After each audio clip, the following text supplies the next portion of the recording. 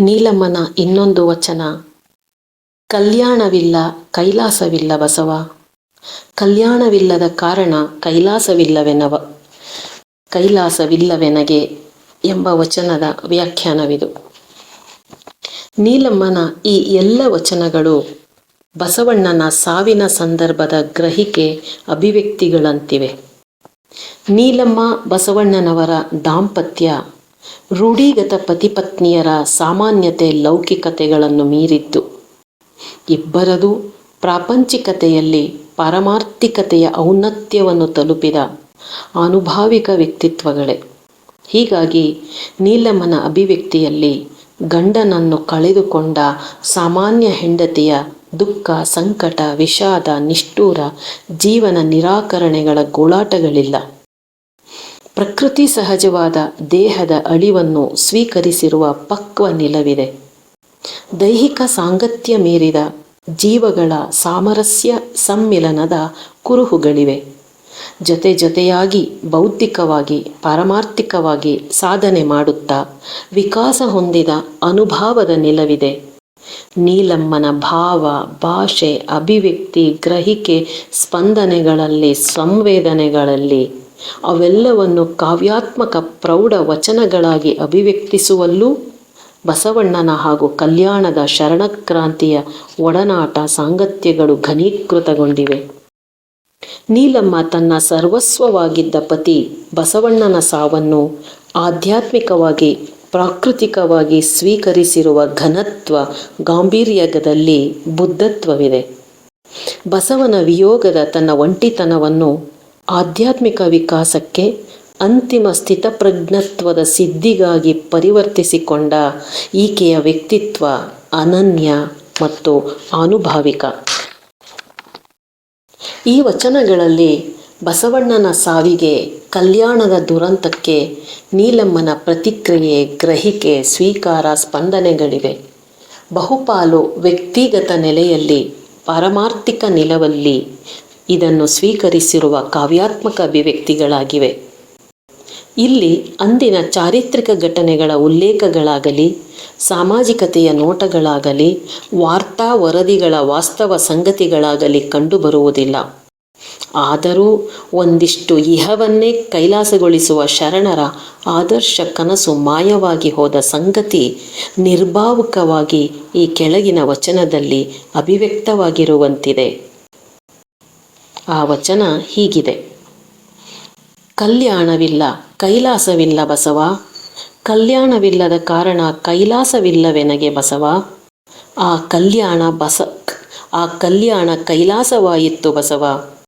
ಆ ಕಲ್ಯಾಣವಳಿದು ಕೈಲಾಸವಾದ ಬಳಿಕ ಬಸವನ ಮೂರ್ತಿಯಿಲ್ಲ. ಬಸವನ ಮೂರ್ತಿಯನ್ನರಿಯದ ಕಾರಣ ಕೈಲಾಸವಿಲ್ಲ, ಕಲ್ಯಾಣವಿಲ್ಲವಯ್ಯ ಸಂಗಯ್ಯ. ಈ ವಚನದ ಅರ್ಥವನ್ನು ಹೀಗೆ ಗ್ರಹಿಸಬಹುದು. ಮನುಷ್ಯರಿರುವ ಮರ್ತ್ಯವನ್ನೇ ಕಲ್ಯಾಣ ಪಟ್ಟಣವೆಂಬ ಇಹವನ್ನೇ ಕೈಲಾಸವಾಗಿಸುವ ಮಹತ್ವಾಕಾಂಕ್ಷೆ ಬಸವಾದಿ ಶರಣರದು. ಅದೀಗ ಸಂಘಟಿತವಾದದ್ದು ವಿಘಟಿತವಾಗಿದೆ. ಆದರ್ಶ ಕನಸುಗಳೆಲ್ಲ ಛಿದ್ರವಾಗಿ ಬಸವಾದಿ ಶರಣರು ನೆಲೆಗೆಟ್ಟು ದಿಕ್ಕಾಪಾಲಾಗಿದ್ದಾರೆ. ಇಂಥ ಕರುಳಿರಿವ ಬಸವನ ವಿಯೋಗದ ವೈಯಕ್ತಿಕ ದುಃಖಾಧಿಕ್ಯ, ಶರಣ ಸಮೂಹದ ರಕ್ತಪಾತ, ಛಿದ್ರೀಕರಣ, ನಿಂತ ನಿಲವೆ ಕುಸಿದ ಆಘಾತಕಾರಿ ಘಟನೆಗಳನ್ನು ನೀಲಮ್ಮ ಬುದ್ಧತ್ವದ ನೆಲೆಯಲ್ಲಿ ಸ್ವೀಕರಿಸಿದ್ದಾಳೆ. ಕಟ್ಟಿದ್ದೆಲ್ಲ ಕೆಡವಲೇಬೇಕು ಎಂಬ ಜೀವನ ಸತ್ಯದ ಸ್ವೀಕಾರದಲ್ಲಿ ಆಲಯ ಬಯಲಾಗಿತ್ತಷ್ಟೇ ಎಂಬ ಆಧ್ಯಾತ್ಮಿಕ ಅರಿವಿನ ಸಂಯಮತೆಯಲ್ಲಿ ಕಲ್ಯಾಣದ ದುರ್ಘಟನೆಗಳನ್ನು ವಚನಾತ್ಮಕವಾಗಿ ದಾಖಲಿಸಿದ್ದಾಳೆ. ಬಸವಾದಿ ಶರಣರು ಕಟ್ಟುತ್ತಿದ್ದ ಕಲ್ಯಾಣ ಇಲ್ಲವಾಗಿದೆ ಎಂದರೆ ಬಸವಾದಿ ಶರಣರು ತಮ್ಮ ದಯೆಯೇ ಧರ್ಮ, ನಡೆನುಡಿ ಬದ್ಧತೆ, ಅಂತರಂಗ ಬಹಿರಂಗ ಏಕತ್ರತೆ, ಸದಾಚಾರ, ಕಾಯಕ, ದಾಸೋಹ, ಸತ್ಯಸಂಧತೆಗಳಿಂದ ಬಸವಾದಿ ಶರಣರು ಕಟ್ಟುತ್ತಿದ್ದ ಕಲ್ಯಾಣ ಇಲ್ಲವಾಗಿದೆ. ಹೀಗೆ ಬಸವಾದಿ ಶರಣರು ಕಲ್ಯಾಣ ನಗರವನ್ನೇ ಕೈಲಾಸವಾಗಿಸಲು ಶ್ರಮಿಸುತ್ತಾ ಹೊರಟಿದ್ದ ಕಲ್ಯಾಣ ಪಟ್ಟಣ ಈಗ ವಿಘಟನೆಗೊಂಡಿದೆ. ಕಲ್ಯಾಣದಲ್ಲಿ ಕೈಲಾಸ ಕಟ್ಟುವಾಗ ಬಸವ ಮೂರ್ತನಾಗಿ ಸಶರೀರನಾಗಿದ್ದ. ಇಂಥ ಜೀವಂತ ಬಸವ ಮೂರ್ತಿ ಇರುವ ಕಲ್ಯಾಣ ನನಗೆ ಕೈಲಾಸ ಸ್ವರೂಪಿಯಾಗಿತ್ತು. ಆದರೀಗ ಕಲ್ಯಾಣ ಪಟ್ಟಣದಲ್ಲಿ ಬಸವ ಮೂರ್ತಿ ಇಲ್ಲ. ಕಲ್ಯಾಣವೇ ಅಳಿದು ಕೈಲಾಸವಾಸಿಯಾಗಿದೆ. ಇಂಥ ನೆಲೆಯಲ್ಲಿರುವ ನನಗೆ ಕೈಲಾಸವೂ ಇಲ್ಲ, ಕಲ್ಯಾಣವೂ ಇಲ್ಲ. ಆದರೂ ನಾನಿಲ್ಲೇ ಜೀವಿಸಬೇಕಿದೆ, ಜೀವಿಸಿರುವೆ ಎಂದು ತನ್ನ ಸ್ಥಳದ, ತನ್ನ ಸದ್ಯದ ಸ್ಥಿತಿಯನ್ನು, ತನ್ನ ಸ್ಥಿತಿಗತಿ ಪರಿಸ್ಥಿತಿಗಳನ್ನು ಸಂಗಯ್ಯನಿಗೆ ನೀಲಮ್ಮ ಇಲ್ಲಿ ನಿವೇದಿಸಿಕೊಳ್ಳುವಂತಿದೆ. ಈ ಕಲ್ಯಾಣವಿಲ್ಲ ಕೈಲಾಸವಿಲ್ಲ ಬಸವ ಎಂಬ ವಚನಕ್ಕೆ ಹೆಚ್ಚು ನಿಕಟವಾಗಿರುವುದು ಈ ವಚನ.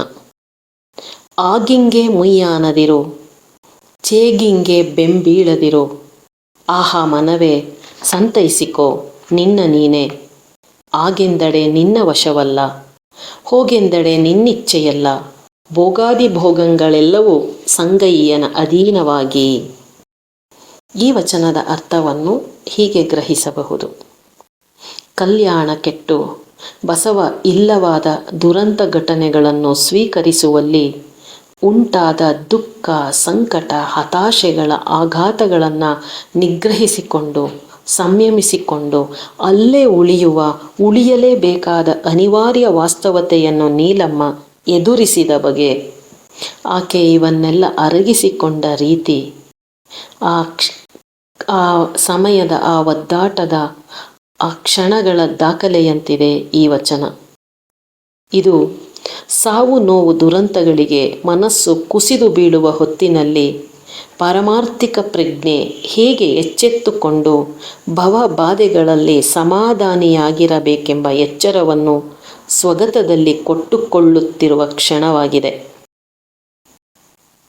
ಇಲ್ಲಿ ಆಗು ಎಂದರೆ ಲಾಭ, ಚೇಗು ಎಂದರೆ ನಷ್ಟ, ಹಾನಿ, ಮುಯ್ಯಾನು ಎಂದರೆ ಭುಜಕ್ಕೆ ಭುಜ ಕೊಡು ಅಥವಾ ಸರಸವಾಡು ಎಂದರ್ಥ. ನಮಗೆ ಲಾಭವಾದಾಗ, ಅಂದರೆ ನಾವು ಬಯಸಿದ್ದು ಆದಾಗ ಸುಖದೊಂದಿಗೆ ಸರಸವಾಡಬಾರದು ಅಥವಾ ಅದರೊಂದಿಗೆ ಬೆರೆಯಬಾರದು, ಸುಖಿಸಬಾರದು. ಹಾಗೆ ನಮಗೆ ಹಾನಿಯಾದಾಗ, ನಷ್ಟವಾದಾಗ ದುಃಖಕ್ಕೆ ಜೋತು ಬೀಳದೆ ದುಃಖಕ್ಕೆ ಒಳಗಾಗಿ ಕುಸಿದು ಬೀಳಬಾರದು. ಹೀಗೆ ಲಾಭ ಸುಖವಾದಾಗ ಉಬ್ಬಿ ಮೈಮರೆಯುವುದು, ಹಾನಿ ನಷ್ಟಗಳಾದಾಗ ಕುಗ್ಗಿ ಕುಸಿಯುವುದು ಮನುಷ್ಯರ ಮನಸ್ಸಿನ ಸಹಜ ಸಾಮಾನ್ಯ ಸ್ವಭಾವ. ಆದರೆ ಶರಣ ಮಾರ್ಗದಲ್ಲಿ ಸಾಧನೆ ಮಾಡುತ್ತಾ ಈ ಮನಸ್ಸಿನ ದುರ್ಬಲ ಗುಣಗಳನ್ನು ಅರಿತ ಮೇಲೆ ಇಂಥ ಏಳು ಬೀಳುಗಳಿಗೆ ಒಳಗಾಗಬಾರದು. ಬಸವನ ಸಾಂಗತ್ಯ ಸಹಚರ್ಯದಲ್ಲಿ ಕಲಿತ ಆಧ್ಯಾತ್ಮಿಕ ಪಕ್ವತೆ ಇಂಥ ದೌರ್ಬಲ್ಯಗಳಿಗೆ ಒಳಗಾಗದಂತೆ ತನ್ನನ್ನು ಎಚ್ಚರಿಸುತ್ತಿದೆ. ಹೀಗೆ ನೀಲಮ್ಮ ತನ್ನ ಚೇತನವನ್ನು ಜಾಗೃತಗೊಳಿಸಿಕೊಳ್ಳುತ್ತಾ ತನ್ನ ಮನಸ್ಸಿಗೆ ಎಲ್ಲ ದುಃಖ ಆಘಾತಗಳಿಗೂ ಕುಗ್ಗದೆ ಸ್ವಯಂ ಸಂತೈಸಿಕೋ ಎಂದು ಹೇಳಿಕೊಳ್ಳುತ್ತಿದ್ದಾಳೆ. ಜೀವನದ ಆಗುಚೇಗುಗಳು, ಲಾಭ ನಷ್ಟಗಳು, ಸುಖ ದುಃಖಗಳು ಮನುಷ್ಯ ಮಿತಿಗೆ ಒಳಪಟ್ಟು ಘಟಿಸುವಂಥದ್ದಲ್ಲ. ಅದು ವಿಶ್ವವಿನ್ಯಾಸಕ್ಕೆ, ಯೂನಿವರ್ಸಲ್ಗೆ ಅಧೀನವಾಗಿ ನಡೆಯುವ ನಿಗೂಢ ರಹಸ್ಯ. ಇಂಥದ್ದೇ ಘಟಿಸಲೆಂದು ನಿರೀಕ್ಷಿಸುವುದು ಮಾನವರ ಆಸೆಯ ಮಿತಿಗೆ ಮೀರಿದ್ದು. ಮನುಷ್ಯರ ಕೈಯಲ್ಲಿರುವುದು ಕೇವಲ ಇಲ್ಲಿ ಹುಟ್ಟಿದ ಮೇಲೆ ಭವಬಾಧೆಗಳಿಗೆ ಪಕ್ಕಾಗದೆ ಅರಗಿಸಿಕೊಂಡು ಸ್ವೀಕರಿಸಿಕೊಂಡು ಅಂಟಿಯೂ ಅಂಟದಂತೆ ಬಾಳುವ ಸಾಧ್ಯತೆ ಮಾತ್ರ. ಇಂಥ ಜೀವನ ವಿವೇಕ, ಆಧ್ಯಾತ್ಮಿಕ ಸಿದ್ಧಿ ನೀಲಮ್ಮನ ಈ ವಚನಾಭಿವ್ಯಕ್ತಿಗಳಲ್ಲಿ ಪರಿಪಾಕಗೊಂಡಿದೆ.